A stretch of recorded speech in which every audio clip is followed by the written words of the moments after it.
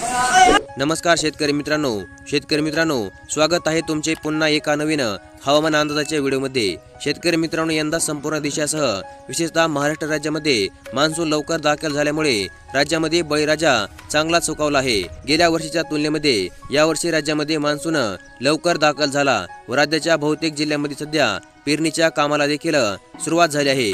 काल देखील राज्यामधील बहुतेक जिल्ह्यांमध्ये संध्याकाळी मेघगर्जनेसह जोरदार स्वरूपाचा पाऊस पाहायला मिळाला। तसेच आज देखील राज्याच्या बहुतेक भागामध्ये दमट स्वरूपाचे वातावरण पाहायला मिळत आहे व काळ्या गर्द ढगांनी सध्या झाकळून देखील आलेले पाहायला मिळत आहे। तर मग आज समोर आलेल्या नवीन हवामान अंदाजानुसार आज राज्यामध्ये कोणत्या जिल्ह्यामध्ये किती वाजता पाऊस सुरू होऊ शकतो व आज राज्यामध्ये कशा स्वरूपाचे वातावरण राहू शकते, चला तर मग आजच्या छोट्याशा व्हिडिओमध्ये सविस्तरपणे जाणून घेऊया।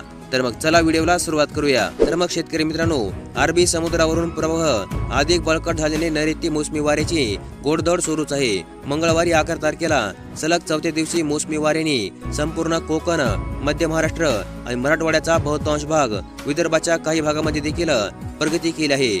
जळगाव, अकोला आणि पुसद पर्यंतच्या मान्सूनच्या वाटचालीची सीमा आता पुढे देखील सरकलेली सध्या पाहायला मिळत आहे। तसेच यंदा मान्सूनचा प्रवास अधिक वेगाने होत असल्याचे चित्र आतापर्यंत पाहायला मिळत आहे। मोसमी वारे सर्वसाधारण वेळेच्या 4 दिवस अगोदरच म्हणजे 6 जून रोजी महाराष्ट्रामध्ये डेरे दाखल झाले।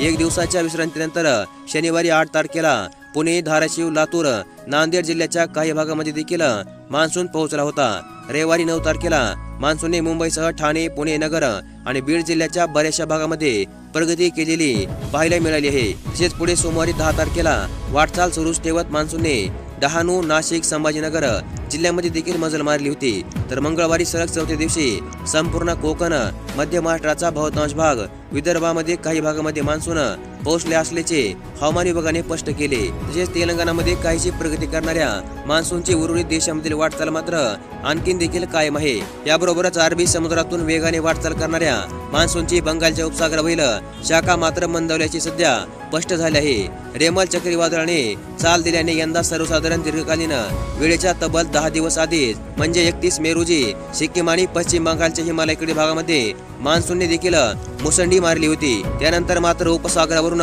मान्सूनचे प्रवाह मंदावल्याने 12 दिवसापासून पूर्व भारतामधील मान्सूनची सीमा देखील कायम आहे। उद्यापर्यंत म्हणजे 13 तारखेला तेलंगणा आणि छत्तीसगड राज्याच्या काही भागामध्ये मान्सून दाखल होण्याची अगदी दाट शक्यता हवामान विभागाने जाहीर केली आहे। तर मग अशा प्रकारची मान्सून पावसाबद्दलची एक अत्यंत महत्त्वपूर्ण अशी अपडेट आज आपण या व्हिडिओमध्ये पाहिली आणि अशाच प्रकारच्या हवामान अंदाजाबद्दल अपडेट जाणून घेण्यासाठी आपल्या चॅनलला लगेचच सबस्क्राईब करून ठेवा। व्हिडिओला देखील लाईक करा। धन्यवाद।